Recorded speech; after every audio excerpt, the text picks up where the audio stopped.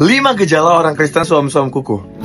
Lo salah satunya bukan. Yang pertama, menganggap ibadah ke gereja hanya rutinitas. Nah, kalau ini obatnya terlibat aktif di gereja dan tergabung dalam komunitas rohani. Yang kedua, hidup gak sesuai firman Tuhan. Obatnya, mulai belajar meninggalkan kebiasaan buruk dan menjadi teladan Kristus dalam kehidupan sehari-hari. Yang ketiga, jarang doa dan baca Alkitab. Obatnya, bangun disiplin rohani dengan doa dan merenungkan firman setiap hari. Bikin perenungan Alkitab jadi fun, contoh membuat poin-poin di sticky notes atau jurnal pribadi. Nah, yang keempat, kurang belas kasih terhadap sesama.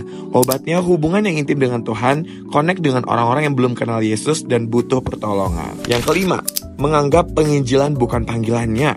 Obatnya, baca amanat agung di Matius 28 ayat 19-20. Renungkan dan lakukan. Please kasih tau gue kalau lo gak kena gejala ini ya. Tapi kalau iya, yuk mulai keluar dari zona nyaman lo.